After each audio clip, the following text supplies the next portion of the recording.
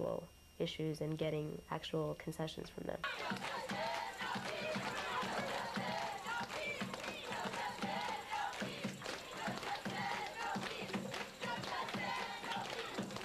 He agrees to a meeting. However, it's like he thinks it's mission impossible. He wants to put the 14 of us in cars and take us to some unknown location. Oh, no! What's up with that? He was called back. He was told that his paranoia is his own. So, we will meet with him. Now he's trying to think of another way to deal with paranoia. He's going to get back to us that the car thing is out. I wouldn't get it.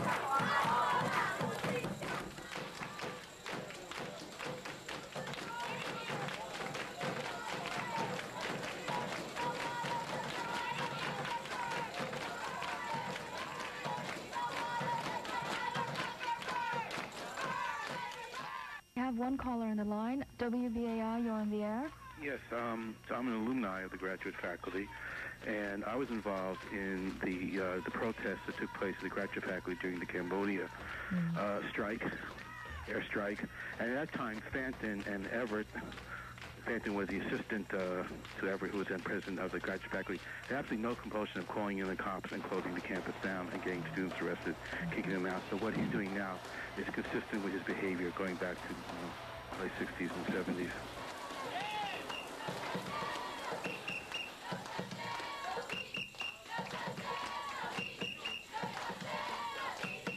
It wasn't about just him wanting to come to that meeting or not. He was trying to tell us, like, look, you know, you can't get away with this, and you're not going to do this. And we'd never back down. And we had all those students there, we had faculty there, and, like, I think that particular day was a defeat, a big defeat for Fanton. Are the police leaving? Okay. All right. I think that would probably be the first thing your negotiating team would probably want to talk to Jonathan about. I mean, if that's okay with you. Please What don't. did you- Please don't. I don't want to have your agenda. Thank You can you. talk to, Thank anyway. The answer is I haven't still talked to him about that, so I don't know the Okay. answer. What's the agreement? Negotiators and 7 observers are going to go upstairs now to meet with Jonathan Fanton. We're going to be escorted by 2 security guards.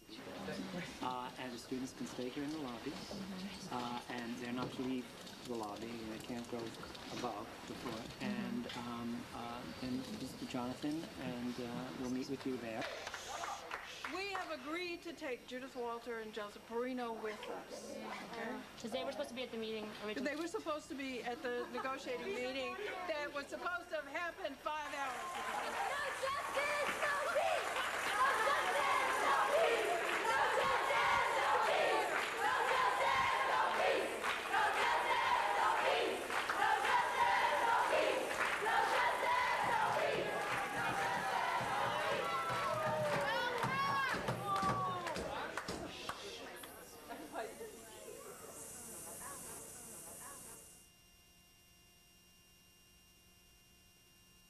And a lot of people complained that what we were actually doing was making people uncomfortable.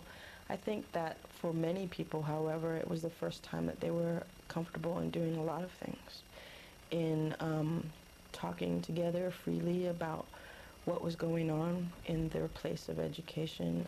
I don't know how it is that people want to feel when they walk in to a place that has such a poor record of hiring faculty of color and has such a poor record about how much they pay the security guards, and why would you want to feel at ease in an environment that doesn't talk about those things, that hushes them up? Artists for the Life of Mumia. And I originally wrote this poem when they were destroying the Black burial site down on Duane Street. One new leaf has sprung on Winter Rock. Lord, let this plague be lifted. Let this plague be lifted. Chase away the hungry thief with his spoiling grain and poisoned cattle. Let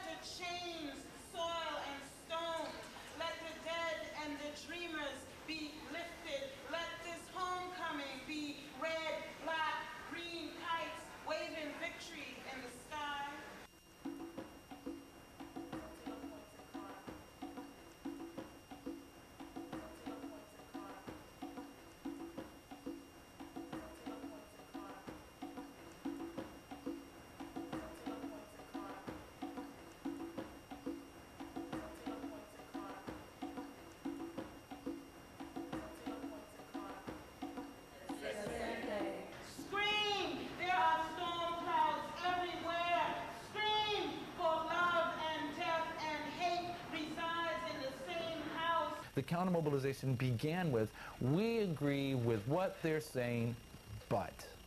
Now that was something that the people who were silent about it could identify with, because they didn't want to go against the mobilization's issues, because clearly the security guards are being screwed, clearly the institution is racist, clearly there's a revolving door policy for scholars of color, clearly there's absolutely no accountability whatsoever on the part of anybody in this institution as far as making any decisions or anything. It all comes from Fenton and the Board of Trustees. This is clear. Everybody knows that. I think a lot of people decided that no matter how bad things were, that they disliked us more than they disliked the administration, and that's really frightening. Scream in this slow dance of torture, eye to eye, we will all die. Vociferous noises sliding off our tongues, our wailing, shattering the scars. I say scream. I say scream!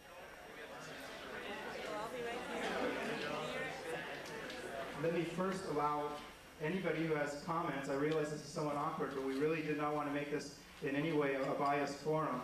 Let me ask people now to begin to form a line and come to the front if they'd like. Front line.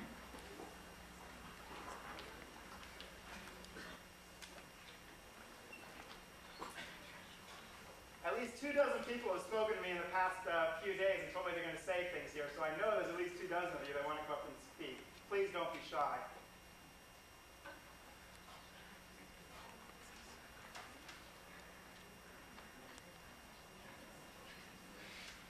I think it's really significant that no matter how much people didn't like us, that they wouldn't organize on their own. I mean, all people ever did was either organize against us or not organize. I came back here after 2 weeks and I felt humiliated. Humiliated because people are allowed to be held prisoner for 5 hours without anybody doing a damn thing about it. Because people have been abused, because people have been deprived of their democratic rights, and nothing was done. The administration actually has given away much too much in its response to you. And unfortunately, you are too foolish to accept it and declare victory. You didn't do it. Now comes the fight. So in a situation where we were making a critique of an institution by saying that, well, one critique was that there wasn't a critical mass of students of color or faculty of color in different divisions, right? And that this had happened as a result of consistent discrimination in hiring. You would have people say that we weren't being democratic because we weren't representing all different people, students and faculty. But our whole point was that we were representing people who had been disenfranchised within the university. And therefore, how could we represent people who are against affirmative action if what we were calling for, one of the things we were calling for is affirmative action? But no more negotiations of a type that excludes the faculty and the bulk of the students. Negotiations are stopping now, one.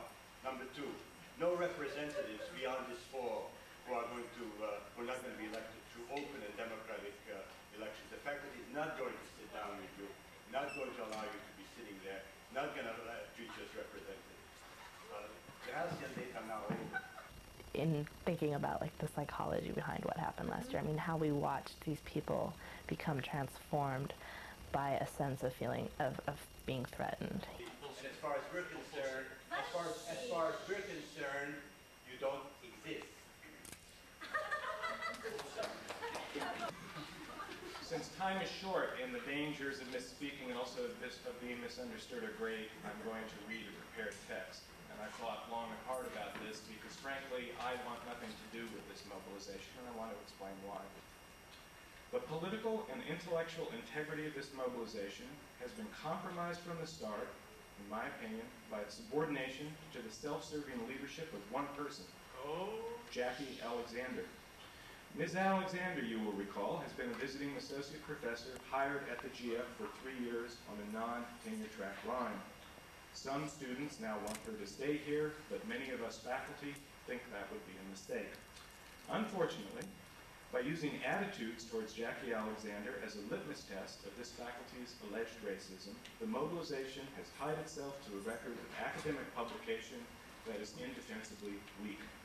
Moreover, as the movement has gone on, Professor Alexander has behaved in ways that seem to me frankly reprehensible. For example, when a hunger strike was begun, in part on her behalf, Professor Alexander did not do the decent thing immediately and remove herself as an issue. That took 6 days. I've witnessed hunger strikes before. In the 1960s, I met Cesar Chavez, a great activist of genuine spirituality. Jackie Alexander, to put it mildly, is no Cesar Chavez. Basically, I think what they did is like what white people do. They put all their fantasies about people of color and what they're like and what they think on to Jackie, whether it's about religion, whether it's about politics, whether it's about whatever.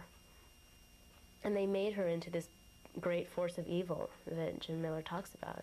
Scapegoating of particular persons, bodies of color, queer bodies, is one way in which the whole population is controlled. These were the faculty who had serious academic privilege. Many of them are department heads and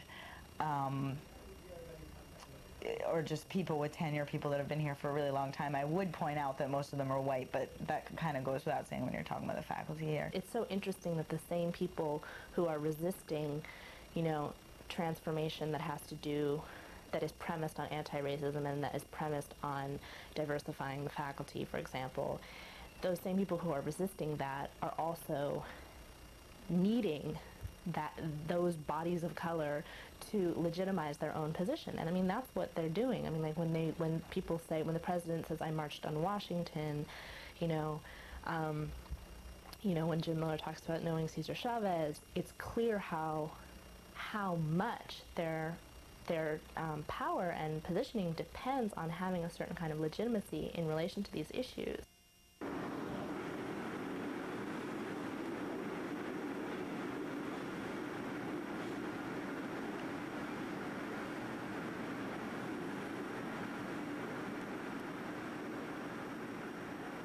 She turns to me in shock. I repeat the question. What is your connection to the new school? With the look of someone tracing their whereabouts in search of an alibi, she says finally, "I'm on faculty there." I begin to challenge her arguments. Moments later, she stands to announce her stop has arrived. As she moved backwards, exiting the train, she took the opportunity to announce, "I think what Andrew Arado and Jim Miller said was really awful." The door shut in front of her and the train moves on. It was then that Kira and I learned that the woman she was speaking with was a tenured professor at New York University. Stay on the battlefield till I die. I'm gonna stay on the battlefield till I die. Oh, I promised Medgar that I would fight until I die. I'm gonna stay on the battlefield till I die. I welcome you to the company of those of us who walk the difficult road of life. To those of us who have made it a commitment of ours to struggle.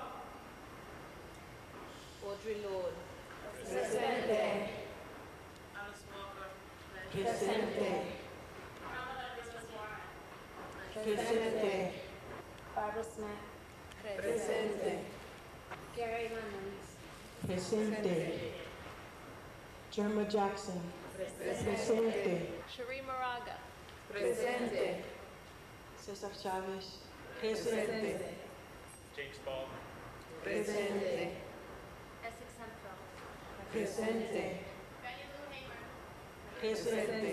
As you develop your struggle here, do not take what you have done lightly because the system will not take you lightly. I want to be very clear. So, well, I just was in a demonstration. The system will not take you lightly. Leslie and Jackie today, but brothers and sisters, they're waiting for you down the road. And they will get you unless you commit yourself to a lifetime of struggle. I'm so much struggling with not looking at today as a day of defeat, the day that symbolizes how we've lost Jackie in this institution. So we've employed a multiplicity of strategies. in the history of the struggle.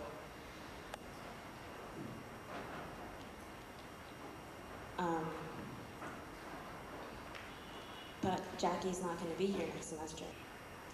I'm profoundly grateful for the opportunity to have been here, to have met you all, to have fought in the ways in which we have fought, to have held on to the things that we know we have to hold on to, or else we die.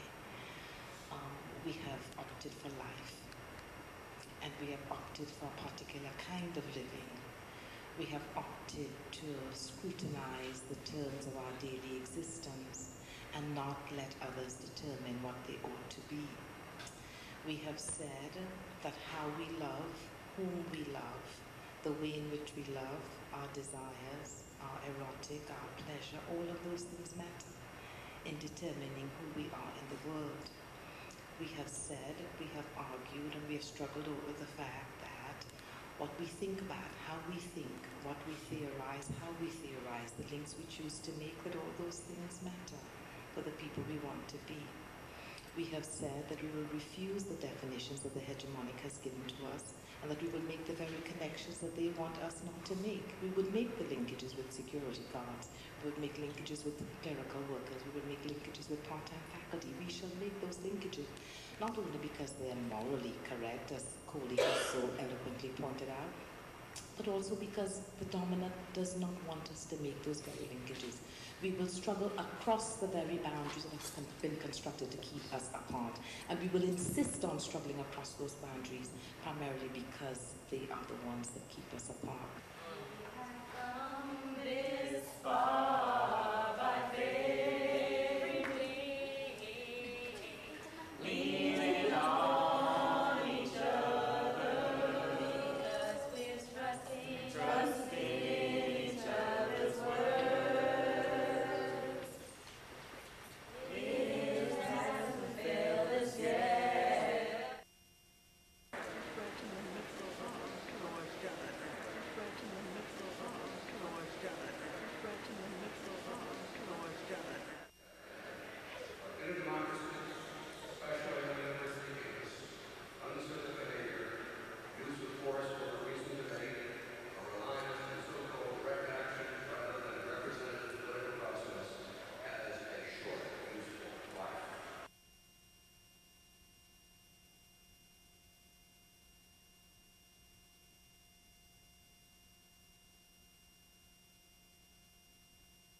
This year, I think the new school has pretty much stopped pretending it's progressive in a lot of ways. And I'm not just talking about the Capitol campaign and the cyber cafe and the science lab. I'm also talking about some really specific governmental decisions that have been made.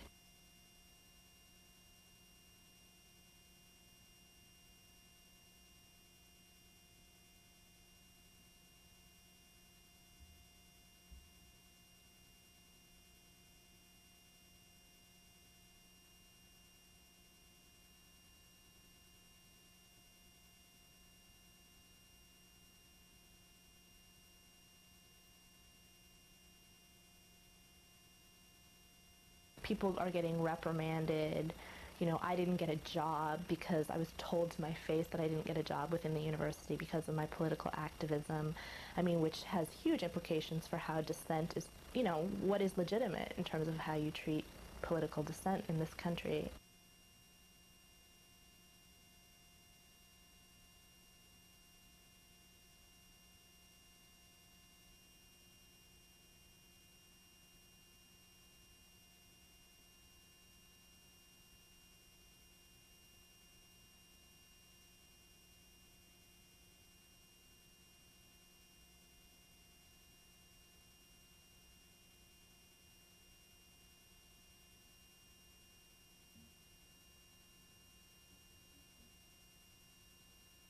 I received a letter saying you are expelled.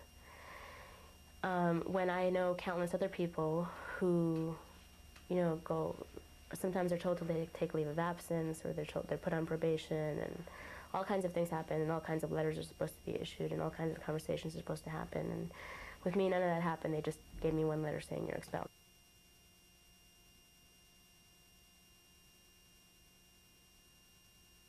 I actually think that that's one of the things that, in a sense, the mobilization would never be forgiven for. It would never be forgiven for posing the question or pushing other people to think that the new school might not be radical. It would never be forgiven for that.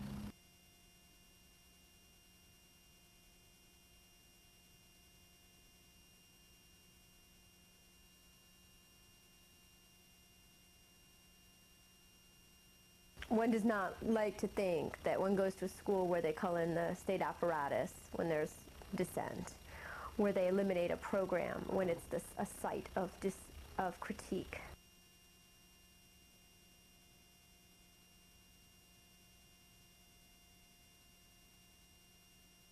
The contract has got a clause in it, and in that clause is basically the no strike clause, and then there's some very broad language about no sympathy strike, etc. It's clear that the administration was pushing the subcontractor and the lawyer, the subcontractor, to de-link the security guards from any potential student uprising which may occur in the fall.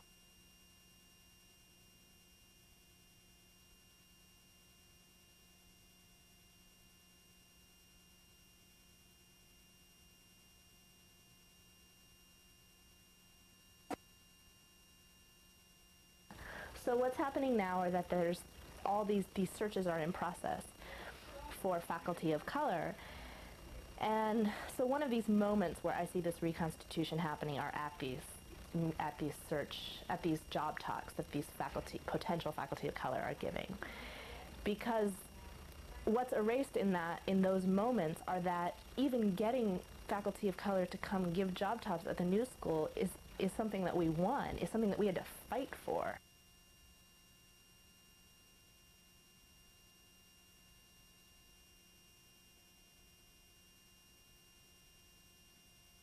And how is it people could continue to call themselves feminist, right, and be complicit in the erosion of a gender studies and feminist theory program, how they can continue to call themselves radical and not support radical transformation, how they can continue to call themselves anti-racist and not support anti-racist pedagogic practice or practices in the institution, how they can continue to hold on to that. And clearly the institution is allowing that kind of contradiction to emerge and to be solidified.